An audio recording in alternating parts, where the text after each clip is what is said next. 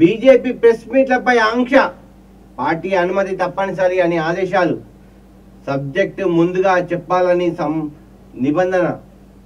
అందుకే పలువురు ఎమ్మెల్యేలు ఎంపీలు వెనుకడుగు, స్టేట్ ఆఫీస్కు వచ్చేందుకు సైతం విముఖత, ఆయా సెగ్మెంట్లలోనే ప్రెస్ మీట్లు. సో అది పరిస్థితి.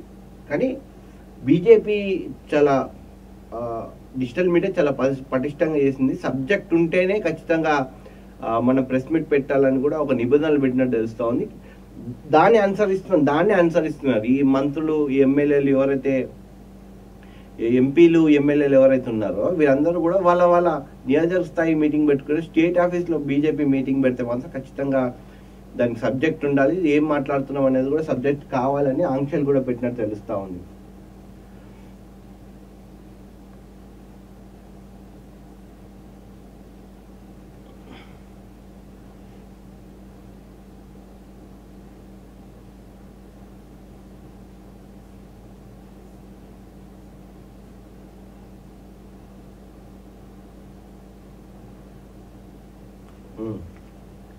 పేదల జోలికొస్తే ఊరుకోబోం, బడా బాబుల అక్రమ నిర్మాణాలు కూల్చేయండి, చెరువులు డ్రైనేజీలకు అడ్డంగా మారాయి. గత ప్రభుత్వానికి సోయి లేక ఈ పరిస్థితి. మల్కాజ్గిరి ఎంపీ ఈటెల రాజేందర్ అక్రమ కట్టడాలు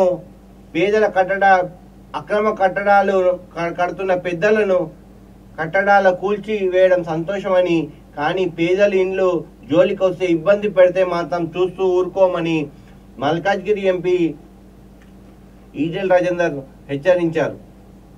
చెరువులు కన్న తల్లి లాంటివని, కానీ ఇప్పుడు ఆ చెరువులే డ్రైనేజ్ అడ్డాలుగా మారాయని అన్నారు.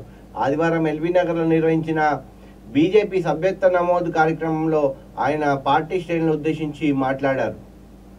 ఈ సందర్భంగా మాట్లాడుతూ హైదరాబాద్ చెరువుల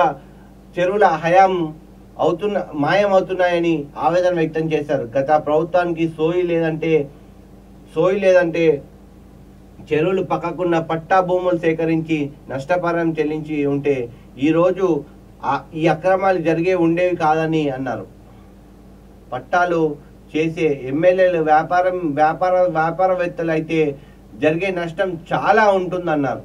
సరూర్ నగర్ చెరువు పక్కన ఉన్న భూములో 5 ఎకరాలు వివాదం ఉంటే ఒకే సర్వే నంబర్ కింద ఉందని 100 ఎకరాల పరిధిలోకి కట్టిన బిల్డింగ్ అన్ని బ్లాక్లో పెట్టారని అన్నారు. ఎఫ్టీఎల్లో అనగానే ప్రభుత్వ భూమి కాదని, అందులో ఉన్న పట్టా భూమి ఉన్నాయని, వాటిని మీద కూడా చర్యలు జరగాలని ఈటెల పేర్కొన్నారు. సో ఖచ్చితంగా ఇప్పుడు ఏదైతే ఉందో బడా నేతలు చేస్తే మాత్రం ఖచ్చితంగా ఊరుకునే పరిస్థితి ఉంటుంది, కానీ పేదల దోలికి వస్తే మాత్రం ఊరుకునే పరిస్థితి లేదని కూడా మల్కాజ్గిరి ఎంపీ మనకు మీడియా ముఖంగా తెలపడం కూడా జరిగింది. సో మరొక దినపత్రిక చదివే ప్రయత్నం చేస్తాను.